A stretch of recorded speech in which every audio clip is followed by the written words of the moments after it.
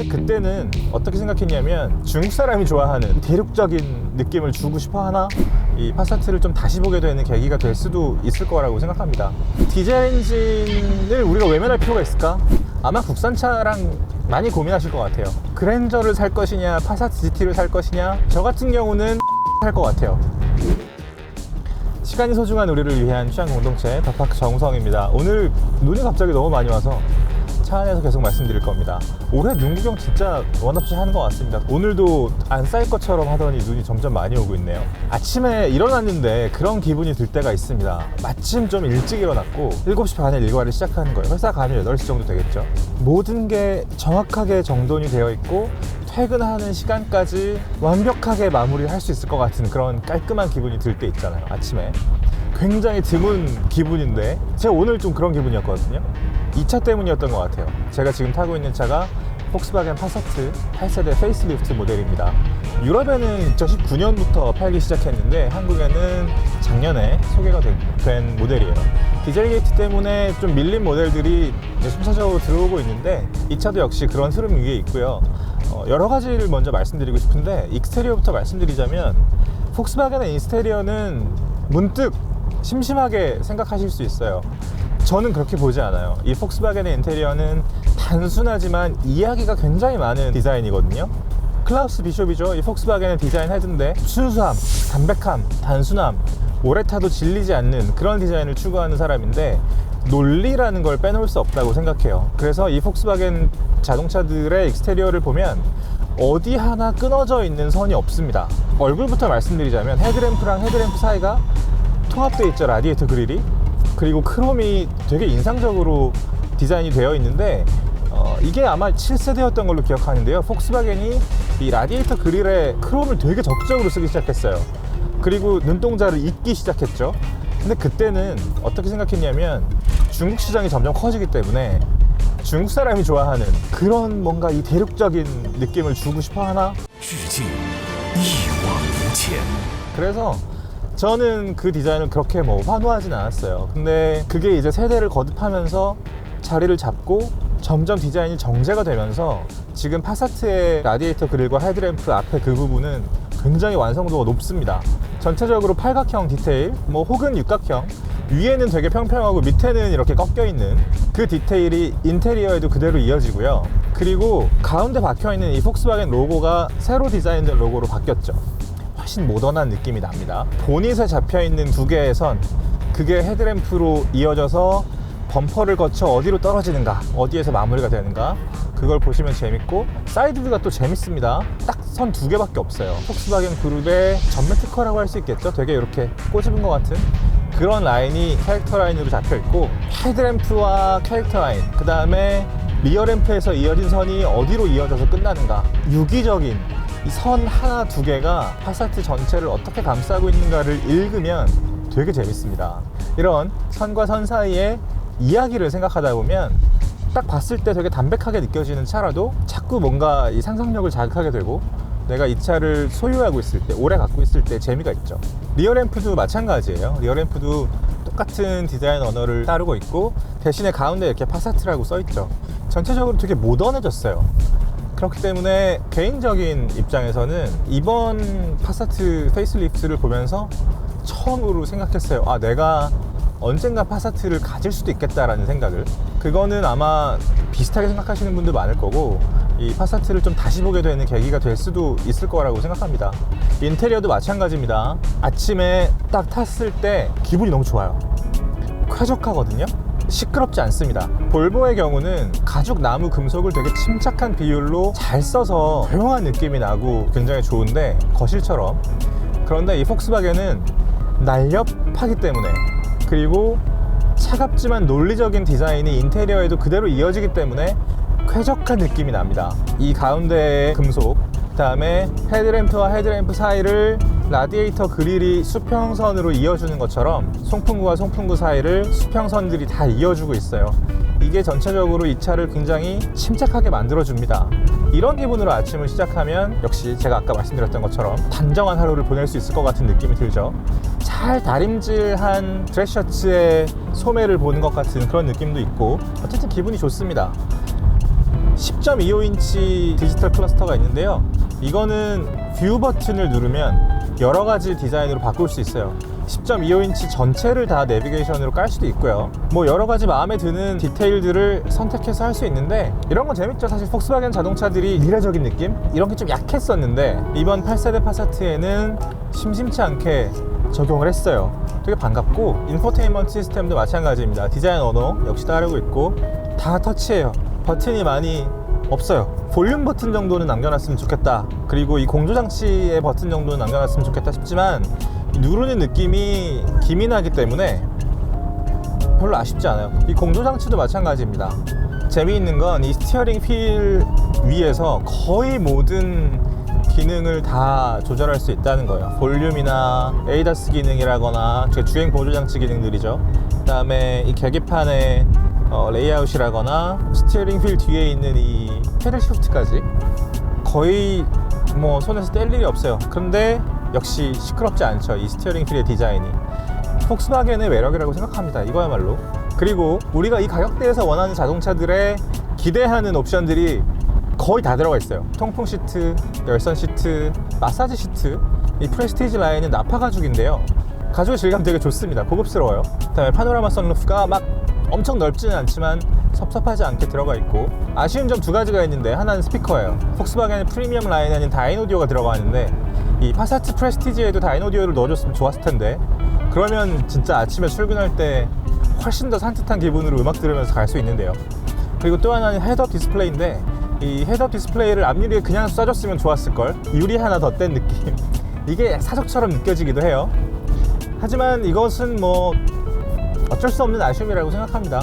전체적인 레이아웃은 이 담백함 그리고 로직함 이런 게 괜찮아요. 그리고 전세대 파사트에서 너무 둥글둥글하고 좀 도톰한 느낌이 형태적으로도 정제가 되면서 이 각도라거나 이 뒷유리 각도가 날렵해졌습니다만 실내에서 그렇게 손해보지 않았다는 거, 그게 저한테는 되게 여유로 느껴지고 이 공간감이 나쁘지 않습니다.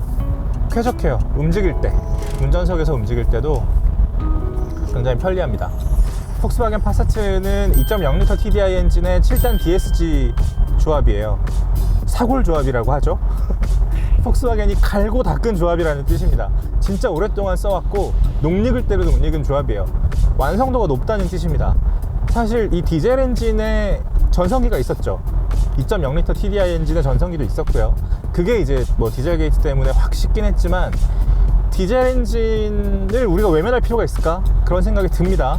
사실 가솔린 엔진이 지금 다시 대세가 되었고 전기차가 막 치고 올라오는 상황이긴 합니다. 하지만 늘 현재와 과거와 미래는 공존하는 거 아니겠습니까? 디젤을 과거라고 치부할 수도 없고요. 녹익은 주행 감각을 그대로 보여주는 게 이 파사트의 주행 감각이에요. 정지 상태에서 시속 100km까지 가속하는 데 걸리는 시간 7.9초, 최고 속도는 236km예요 200km 넘게 뭐 주행을 해보지는 못했습니다만 주행 감각만큼은 정말 매력적입니다.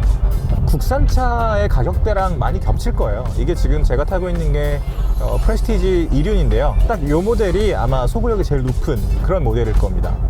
4모션 굳이 갈 필요가 있나? 뭐 그런 생각이 들 수도 있습니다. 그래서 이 차를 탈 때의 제일 기분 좋은 순간은 안정적으로 주행할 때예요. 이 셰시와 서스펜션의 녹익은 느낌이 나를 받쳐주고 있다는 그런 안정감을 느낄 때, 그러면서 이 코너를 탈출할 때 세단에서는 느끼기 힘든 스포티함을 느낄 수 있다. 그것도 굉장한 매력이고요. 그렇기 때문에 이 패들 시프트로 기어를 가지고 노는 감각도 기대 이상으로 빨라요. 제가 아쉬운 거 하나 더 말씀드리고 싶은데 이 인포테인먼트 반응, 이 터치 패널의 반응이 그렇게 빠르지 않거든요. 패들 시프트 반응이 훨씬 빨라요. 그러니까 이 차대, 그 다음에 엔진과 변속기의 궁합, 이런 것들의 완성도를 즐기기에는 정말 충분하다는 거죠. 제가 제일 최근에 이제 시승했던 차들을 되짚어보면 뭐 타이칸이라거나 그 다음에 뭐 볼보의 자동차들이라거나 뭐 포르쉐 카이엔, 그 다음에 BMW G4 이런 차들을 타다가 오랜만에 이 폭스바겐의 2.0 TDI 엔진을 탔을 때 아, 디젤 엔진의 느낌이 이런 거였나 싶은 생각도 듭니다. 왜냐하면 디젤 엔진 특유의 소리와 진동이 있으니까요. 그런데 제가 누누이 말씀드리지 않습니까? 내 차를 가지고 있는 상황에서, 일반적인 상황에서 차를 막 2차 저차 타지 않잖아요. 나는 내 차만 타잖아요. 그래서 이 감각이 일상이 되면 그렇게 거슬리지는 않는다는 거 그런 점을 좀 말씀드리고 싶어요. 근데 사실 뭐 신경을 쓰고 거슬린다고 생각하면 한없이 거슬리는 게 이 소음과 진동일 테고, 그런 점에서 도저히 선택할 수 없는 분들도 계시겠지만 장점과 단점이 있다는 뜻입니다. 이 녹익은 완성도가 장점이라면 디젤 엔진 특유의 그런 진동, 다음에 엔진 배기음은 단점으로 작용할 수도 있다는 거죠. 하지만 그 엔진 배기음을 장점으로 승화시킬 수 있는 건 가속할 때 가솔린에서는 느낄 수 없는 토크와 소리를 즐길 수 있다는 거예요. 낮고 매스큘린한 소리를 들을 수 있죠. 저는 이 소리를 좀 좋아하는 편인데요, 스포츠 모드로 바꾸면 조금 더 적극적인 소리를 들을 수 있고, 그리고 이 차의 실력이 나의 욕망? 세단에서 기대할 수 있는 욕망을 충분히 채워줍니다. 그게 이 차를 기분 좋게 만드는 여러 가지 요소 중에 하나죠.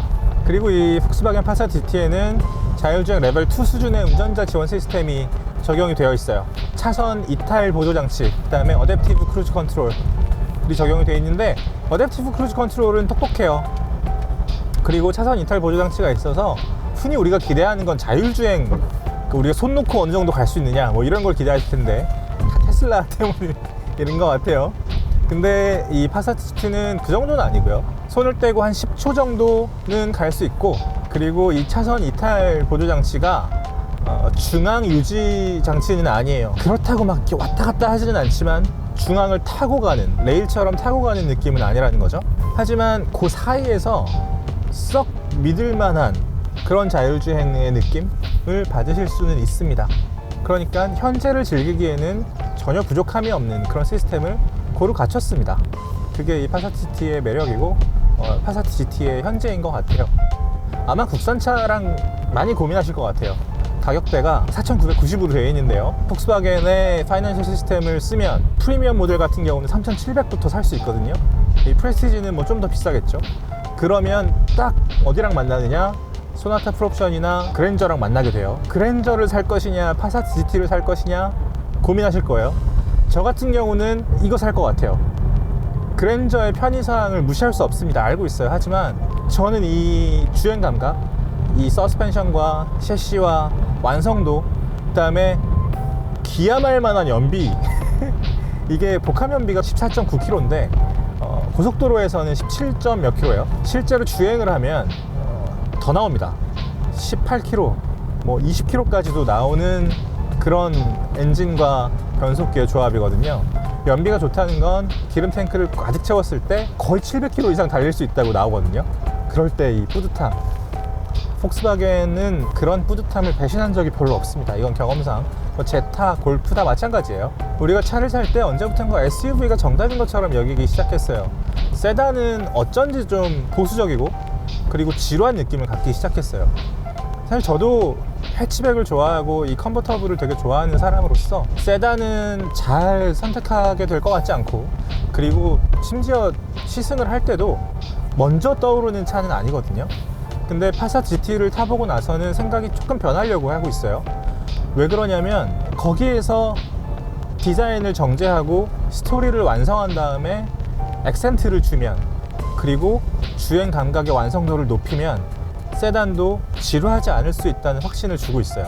그게 이 폭스바겐 파사트 GT가 8세대 페이스리프트까지 오면서 성취한 완성도라고 생각합니다. 저희는 곧 다른 시승기, 다른 컨텐츠로 머지않은 시일 내에 다시 돌아오겠습니다. 시간이 소중한 우리를 위한 취향 공동체 덕팍 정우성이었습니다. 구독과 좋아요, 댓글과 알림 설정 부탁드립니다. 감사합니다.